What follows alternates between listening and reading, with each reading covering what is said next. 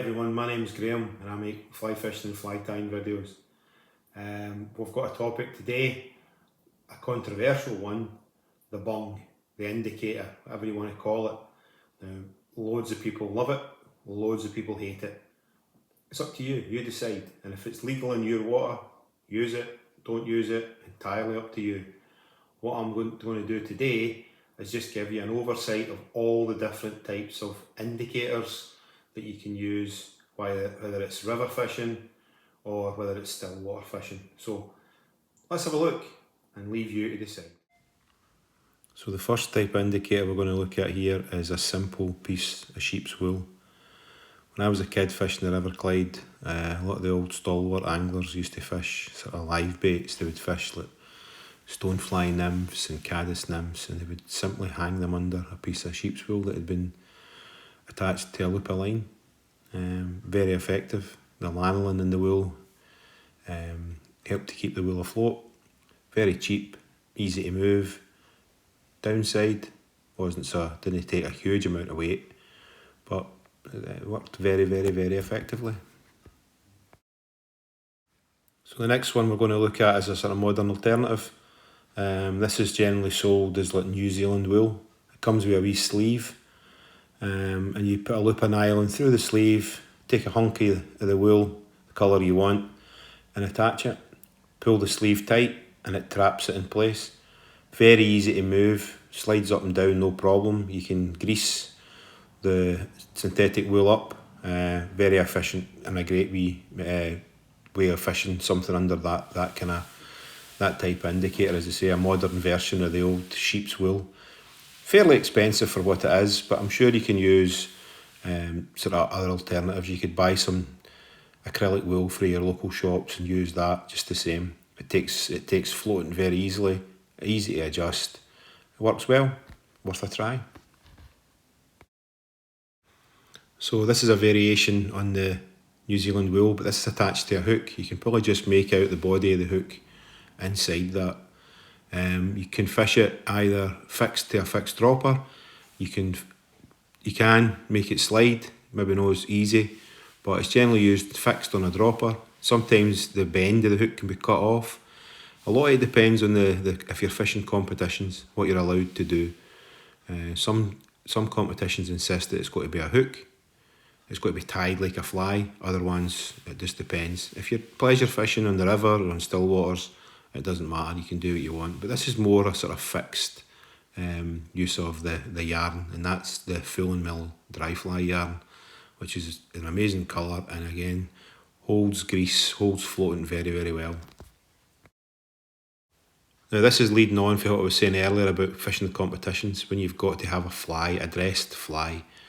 Now this is just a huge chunk of yarn posted onto a hook. There's a body or dubbing on there, and there is actually a hackle wound round, sort of parachute style on that. And again, this can be usually fixed on a dropper. So that's one that gets round the sort of the rules that you have to have a fixed fly, or it has to be an actual fly. What we've got here is using actual flies, properly dressed flies. You can see the first lot, sort of caddis type flies, using CDC, using elk hair, using the floating yarn to create a wee sight post. You've got the clink hammer, classic clink hammer. Again, using the yarn and the parachute hackle. You have some foam bodied flies here, like the big stone flies, beetles, crickets, all great for both still water and river fishing.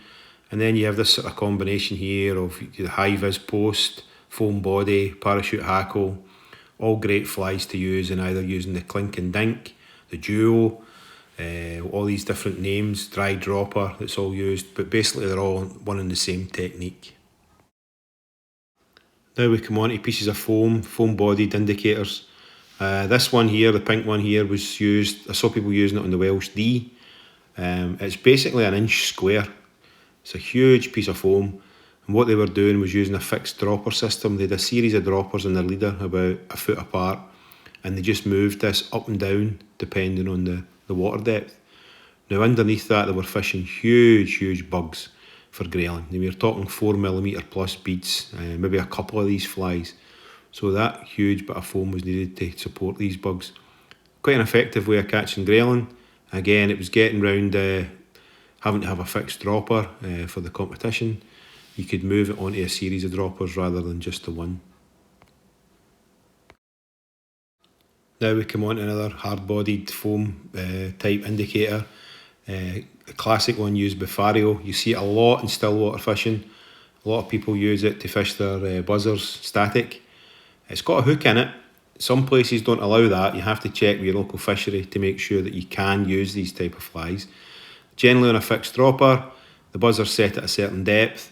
They will take fish. Sometimes the rainbows will come up and take these, so it gives you sort of 2 bites of the cherry, but its main job is to support like some buzzers or eggs or worms underneath it at a set depth.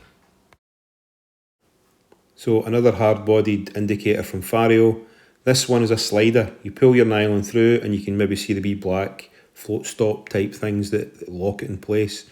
So this is very movable. You can move it up and down to suit the depth you want. Again, making sure if you're fishing a competition that it's actually allowed. Great for still waters to find the depth quickly if you're fishing buzzers, looking for the feeding depth of rainbows. Again, give them a try. They're all worth a try and they all work well on their day. So the next two are hard-bodied indicators. One is sort of American football shaped, rugby ball shaped. The other one is round. They're both held in place with pegs. Very simple to use. Slide up and down, lock them in place with a peg. Cheap as chips. And again, worth trying on their day, whatever way you want to use them. A lot of you will be familiar with this one. This is like a fish pimp type indicator. So again, hard foam. It's got a slit through the middle of it and a rubber sleeve which locks it in place. So it's very, very easy to adjust. Really good for the rivers. I quite like this one. I use this one a lot on the river fishing. Again, it'll work in still waters. I like the streamline shape, which is easy, a bit easier to cast. And I do think it goes under a bit easier than, I say, a round-bodied type indicator. But experiment, see what suits you. So this one here is the classic thingamabobber. It's used by putting a loop of line through the eye on the actual bobber itself, and then the bobber's looped through the loop. It can be locked in place. As you can see, there's a wee pin comes with them sometimes. In the yellow one, you can see the pin there. Come in a range of sizes. Very easy to move up and down. I'm not a huge fan. I think they cast terribly, and they do kind of damage the line a wee bit. So, but experiment, see what works for you. If you like them and you're happy with them, you can fish them both in running water or still waters. So the last one today is the drop back bung, which is a full and mill product, which is promoted by Howard Croston. You can see the 3 wee dots at the bottom and then 2 above it. These are all there to help you with selecting the correct weight of fly. Now these are sort of beaded flies that they use. The beauty of this system is, again, it's slidable. You can move it up and down. You can see the silicone float stops there on my leader. But the thing about that is you cast it out, you should watch as your flies sink. Now, as each fly goes down, the float, if you want to call it that, will set at the depth that the fly is hanging at. So you can catch a lot of fish that you might miss that take you on the drop.